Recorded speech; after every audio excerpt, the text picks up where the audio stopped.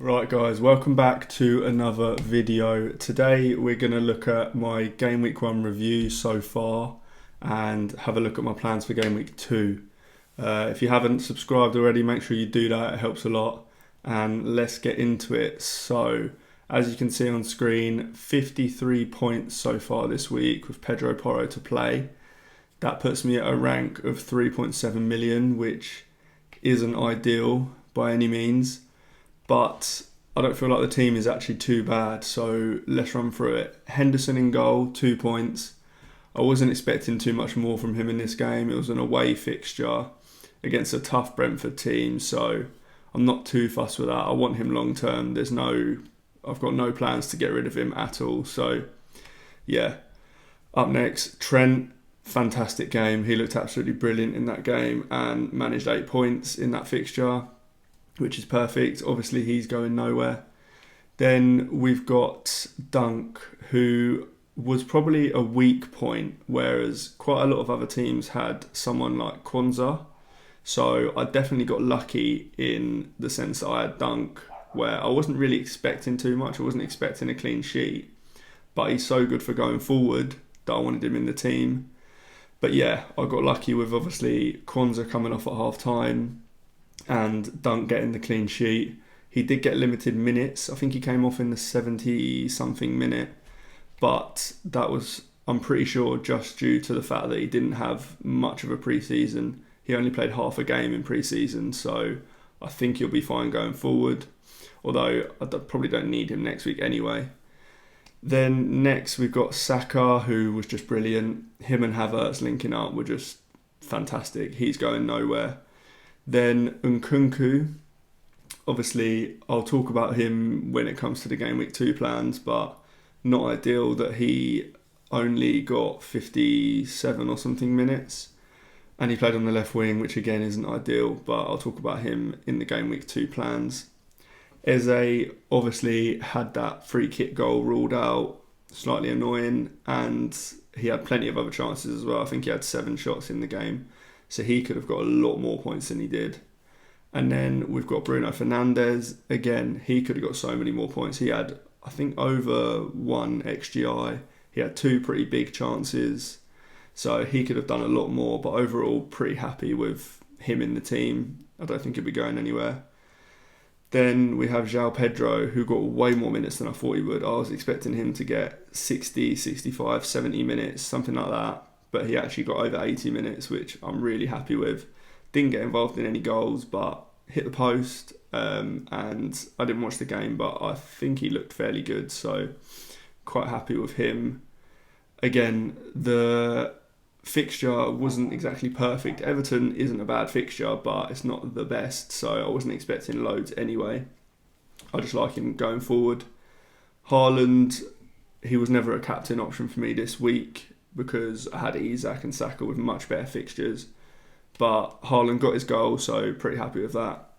And then Isak captain, probably one of the not so good points of the week for me, as he only managed 5 points. He did get an assist, but the Shah red card kind of killed most of the hopes of a big haul in that game, which is what happens in FPL, unfortunately. But yeah, he's not going anywhere. It was just unfortunate that was how the game panned out. Okay, and nothing to really mention on the bench points either. Valdemarson didn't play, obviously. Wasn't expecting him to. Konza with 2 points. Wasn't the best fixture against West Ham, so not a problem. Robinson, again, not the best fixture against Man United. Wasn't expecting a clean sheet, which is why I didn't start him. And then Bergvall hasn't played yet, but I'm not really expecting him to get many minutes anyway. So yeah, 3.7 million rank isn't great, but I don't feel too bad about most of the players and most of the picks. So let's move on to my plans for Game Week 2 and onwards. Okay, so on to my Game Week 2 team now. Obviously, Henderson in goal. Has a slightly better fixture this week. West Ham at home, who I watched their game against Aston Villa and they didn't look that cohesive going forward. They've got quite a few new players brought in, so I think it's going to take them some time to actually work out kind of where they all fit and how it all works with a new manager as well. So I think there's a good chance of a clean sheet for Henderson in that game. Palace didn't look too bad defensively against Brentford, especially if they can keep Guehi and Anderson, then should be fine. Trent, obviously another good fixture. Brentford at home, he's not going anywhere and he'll definitely play, and he looks so good against Ipswich, so he could have even got more points, to be honest. So yeah, hopefully he manages to get an attacking return or two in this game. Pedro Porro has Everton at home, so again, that's one of the fixtures I really wanted. The first two, Leicester and Everton, were the ones I was targeting when I went for Porro, so really happy with that fixture. Robinson has Leicester at home. Now, I got him for game weeks 1 and 2. You can see there, Leicester at home, Ipswich away. I talked about in my team selection video for game week 1 how Robinson, Dunk and Konza rotate really well. Had Robinson for game week 1, Dunk for game week 1, Robinson for game weeks 2 and 3, and from game weeks 3 onwards, Konza is also really good. So this was always the plan, to play Robinson in game week 2. And yeah, I did get a bit lucky that I didn't go Konza, although I wasn't really... I was never really going to go for him anyway, but yeah, I'm glad I didn't, because the rotation between Robinson, Dunk and Konza looks really nice, so happy with my defence. Eze, obviously, as long as he stays at Palace, which it looks like he will now, he'll be in my team. He has West Ham at home, which looks like a great fixture. They didn't look the best defensively, so really happy with him.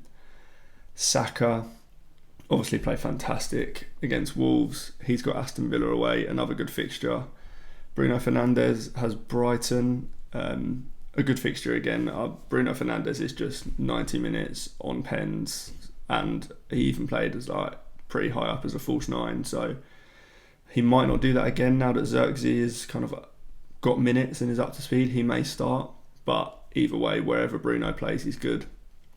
Now, Nkunku, obviously, he came off early in the 57th or so minute against Man City at the weekend, which isn't great, and he also played left wing, although I do think that was more a tactical reasoning for the opponent.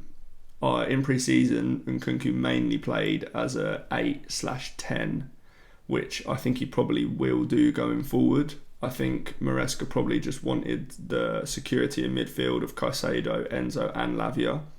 I'm not sure that all three of those play against Wolves. I'd imagine it will probably be 2 of them, and then Nkunku as a more attacking midfielder with Neto, Mudryk, someone like that on the left wing. I'm hoping that's the case. I'm hoping that'll get him more minutes, and Enzo was playing pretty high when he was in that 8-10 role, so I'm pretty sure Nkunku will do the same. There is an opportunity that I could sell him. I don't have any money in the bank, so it is only 6.5 million midfielders that I could go for. The only one that I really like was Bailey. I thought Bailey was really good at the weekend. I think he just is really good. He was always a good pick before game week 1. It was just that Villa's fixtures for game week 1 and 2 weren't ideal and aren't ideal. Obviously, you can see on my bench I've got Konza. Aston Villa play Arsenal at home this week, so it's a terrible fixture, about almost as bad as it gets. So highly doubt Nkunku's going anywhere for me, to be honest. Haaland will be my captain.